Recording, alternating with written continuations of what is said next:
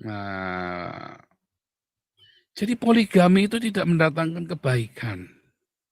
Bohong kalau Anda berkata ada poligami itu demi kemaslahatan umat manusia. Goblok Anda.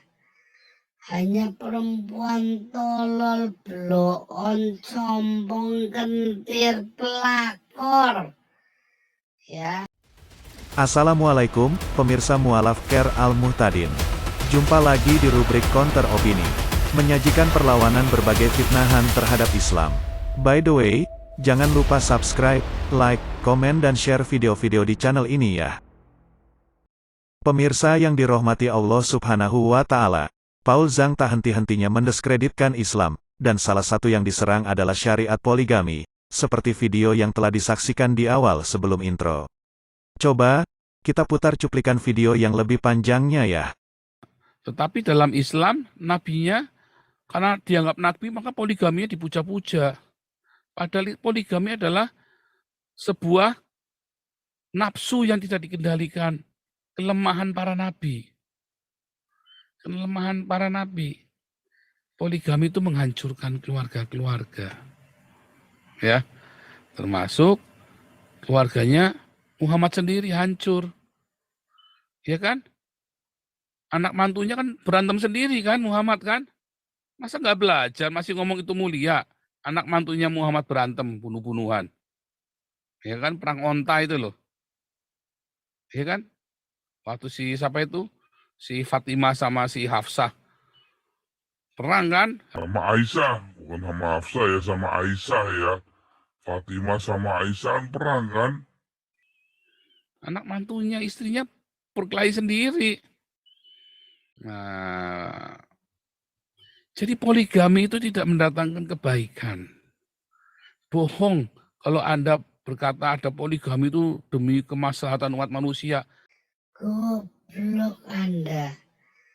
Hanya perempuan tolol, bloon, sombong, kentir, pelakor. Ya. Bagaimana pemirsa, nyata sekali kan, kebencian orang-orang kafir, kalau memang tidak mau dikatakan iri dan dengki pada Islam. Ini persis seperti apa yang disampaikan Allah Subhanahu wa Ta'ala dalam Al-Quran Surat Al-Imran ayat 118.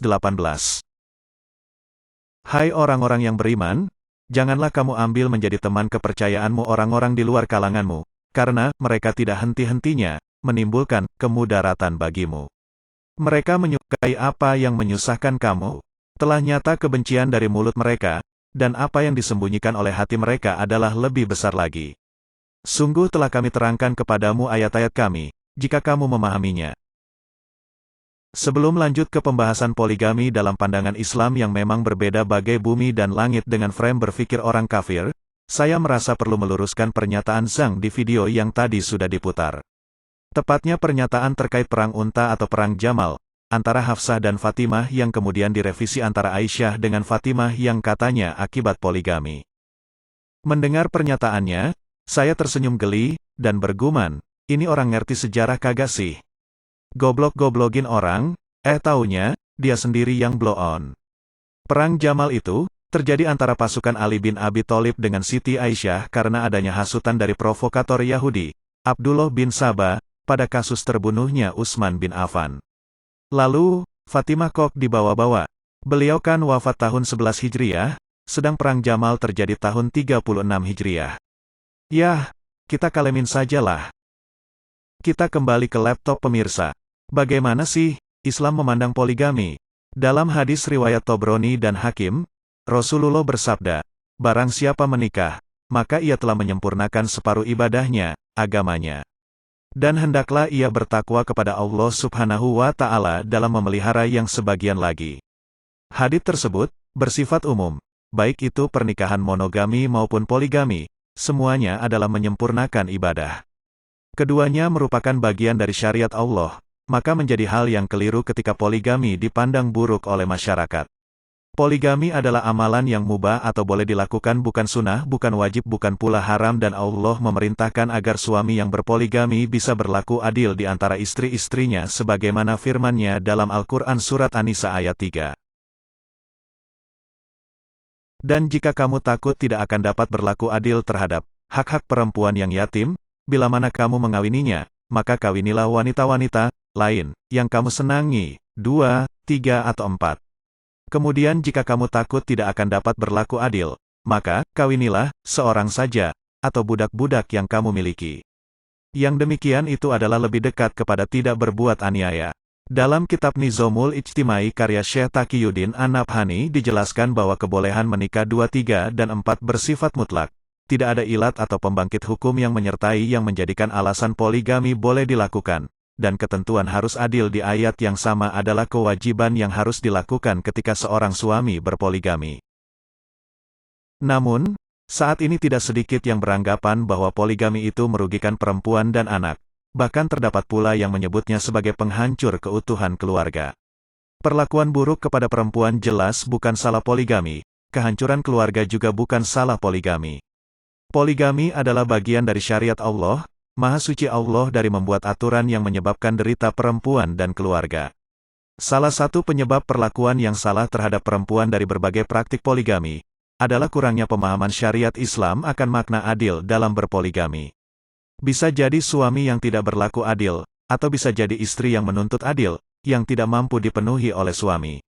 Selama sekitar 1300 tahun, para ulama tidak pernah berbeda pendapat dalam hukum poligami, ta'adud az-zaujat. Hingga abad ke-18 Masehi atau ke-13 Hijriah tidak ada pro kontra mengenai bolehnya poligami, karena semua ulama sepakat bahwa poligami itu mubah atau boleh. Hal ini karena kebolehannya telah didasarkan pada dalil yang qot'i atau pasti. Abdurrahim Faris Abu Lubah dalam kitabnya Syawaib at-Tafsir fi al-Qarni ar-Rabi Asyara al-Hijri halaman 360, mengatakan, masalah menikah dengan lebih dari satu istri menurut para fuqaha, adalah ketentuan syariah yang sudah tetap atau syarun sabit dan sunnah atau jalan yang diikuti atau sunnah mutaba'ah. Tidak ada keanehan dalam hal ini, hingga mereka pun tidak berbeda pendapat sama sekali dalam hukum ini, meskipun mereka berbeda pendapat dalam kebanyakan bab dan masalah fikih. Sebab, hukum ini didasarkan pada dalil qot'i suput, pasti bersumber dari Rasulullah dan qot'i dalalah atau pasti pengertiannya dan tidak ada lapangan ijtihad padanya. Para imam yang empat, yakni Imam Abu Hanifah, Imam Malik, Imam Syafi'i dan Imam Ahmad rahimahullah, sepakat bahwa poligami itu mubah. Hal ini dapat disimpulkan ketika kita menelaah kitab Al-Fiqhi Alamat Zahib Al-Arba'ah, karya Syekh Abdurrahman Al-Jaziri Juz 4 halaman 206 hingga 217, yang membahas tentang pembagian nafkah dan bermalam kepada para istri. Sehingga selama kurang lebih 1300 tahun, tidak terdapat perbedaan pendapat soal bolehnya poligami ini di kalangan seluruh umat Islam. Selain itu, tidak dijumpai pula dokumen maupun catatan sejarah mengenai fakta kehancuran keutuhan rumah tangga akibat poligami. Lantas sejak kapan munculnya pro kontra poligami? Pro kontra ini muncul pada abad ke-19 Masehi atau ke-14 Hijriah, ketika imperialis Barat yang berideologi sekuler menancapkan pengaruhnya di dunia Islam, lalu muncullah beberapa orang modernis atau liberal yang menggugat dan menolak poligami.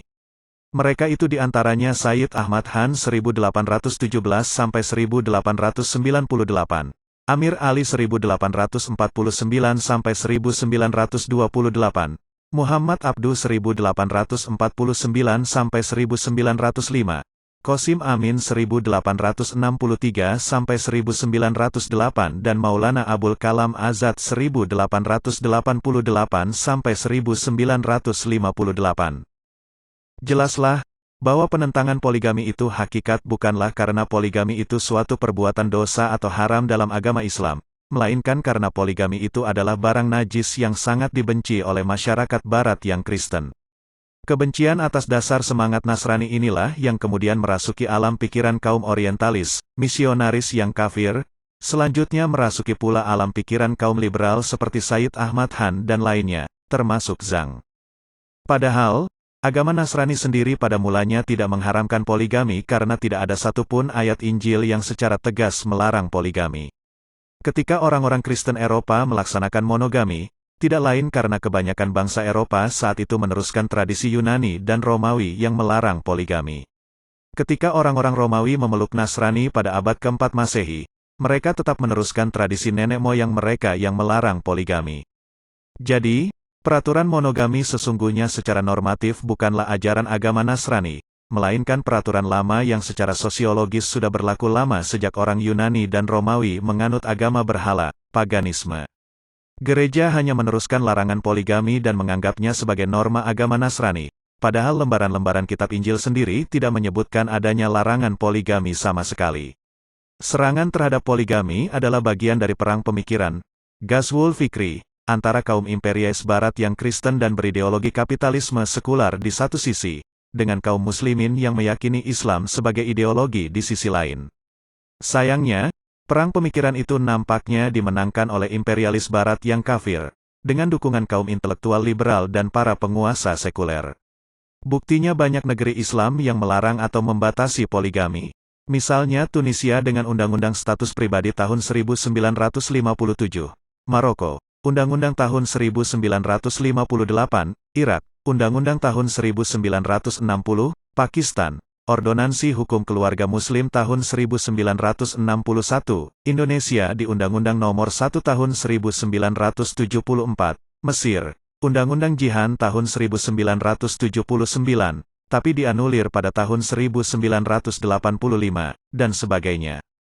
Kita akan dapat mengungkap motif hakiki di balik pembatasan atau larangan poligami oleh para penguasa di negeri-negeri Islam, tak terkecuali di negeri ini. Motifnya adalah menata ulang institusi keluarga di negeri Islam mengikuti model institusi keluarga di Eropa, khususnya Eropa pada masa modern setelah mengalami revolusi pemikiran, Enlightenment, abad ke-17 Masehi. Dengan kata lain, motif sesungguhnya adalah ingin menghancurkan institusi keluarga Muslim untuk digantikan dengan model institusi keluarga kaum penjajah yang kafir. Itulah motif sesungguhnya. Walaupun penguasa bermanis kata dan mengumbar propaganda bahwa pembatasan poligami adalah karena ingin melindungi perempuan. Atau dalih-dalih palsu lainnya. Bohong, omongan semacam ini hanyalah tipu daya agar umat Islam terkecoh dan mau secara ikhlas diatur oleh undang-undang batil yang substansinya adalah tradisi barat yang kafir yang diberi justifikasi palsu berupa dalil-dalil agama yang sudah diputarbalikkan secara jahat oleh kaum modernis liberal. Institusi keluarga Eropa tentu bukan model ideal bagi institusi keluarga Muslim. Keduanya merupakan dua entitas berbeda, karena keduanya mempunyai identitas, norma, dan sejarah yang berbeda dan bahkan bertolak belakang. Institusi keluarga Eropa yang monogami dibentuk oleh ajaran Kristen, gereja. Perilaku seks bebas seperti perzinahan, homoseksual, lesbianisme, incest, bukanlah dianggap aib di Eropa. Anak-anak zina pun dianggap sebagai kewajaran dan dimaklumi dalam kehidupan bermasyarakat.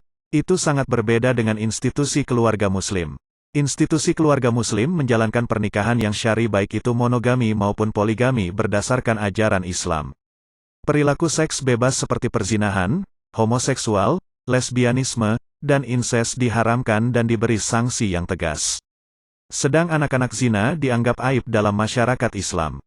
Dengan diberlakukannya peraturan perundangan yang membatasi poligami, berarti telah dilakukan secara sengaja proses transformasi sosial untuk merombak institusi keluarga yang Islami menjadi institusi keluarga yang mengikuti gaya hidup Barat. Persoalannya, relakah Anda yang Muslim dipaksa menjalani gaya hidup Barat yang kafir? Apakah penguasa tidak lagi punya mata, telinga, dan nurani sehingga tidak tahu betapa bejat dan rusaknya masyarakat dan institusi keluarga di Barat? Apakah mereka tidak tahu 75% anak-anak Inggris adalah anak zina? Apakah mereka tidak tahu sepertiga atau 31% masyarakat Amerika yang sudah berumah tangga melakukan hubungan seksual dengan pasangan lain? Apakah mereka tidak tahu, mayoritas orang Amerika, 62%, berpendirian bahwa hubungan seksual dengan pasangan lain adalah sah-sah saja dilakukan? Apakah masyarakat dan keluarga bejat seperti ini yang menjadi cita-cita para penguasa sekuler saat ini? Pemirsa bisa cek di buku, James Patterson dan Peter Kim, The Day American Told the Truth, New York, Plume Book, 1991. Jika penguasa negeri Islam menerapkan secara paksa berbagai aturan Barat atas rakyatnya sendiri yang Muslim, seperti pembatasan poligami, maka terjadilah apa yang oleh Dr. Sabir Taimah disebut penjajahan modern, al-istimar al-hadid. Istilah ini, kata beliau, muncul di kalangan bangsa-bangsa lemah yang terjajah dalam bentuk baru pasca Perang Dunia II. Penjajahan modern pada hakikatnya adalah dominasi, orientasi, dan eksploitasi melalui anak-anak negeri sendiri, yang dulunya negeri itu di bawah cengkeraman penjajahan, lalu anak-anak negeri sendiri itu bertindak seperti penjajah sebelumnya dengan tangan besi. Pemirsa bisa lihat di buku Dr. Sabir Taimah, Akhtar al-Ghozu al-Fikri, Alam al-Islami, Beirut, Alam al-Kutub, 1984, halaman 50. Dengan demikian, kalau umat Islam dulu sebelum Perang Dunia II dijajah secara langsung oleh Barat yang kafir, maka kini pasca Perang Dunia II umat Islam dijajah oleh para penguasanya sendiri yang menjadi kepanjangan tangan dari Barat yang kafir. Itulah hakikat yang terjadi tatkala penguasa menerapkan peraturan dari Barat, seperti pembatasan poligami, atas umat Islam dengan kekuatan dan paksaan. Inilah yang disebut penjajahan modern itu. Wallahu alam bisawab, wassalamualaikum warahmatullahi wabarakatuh.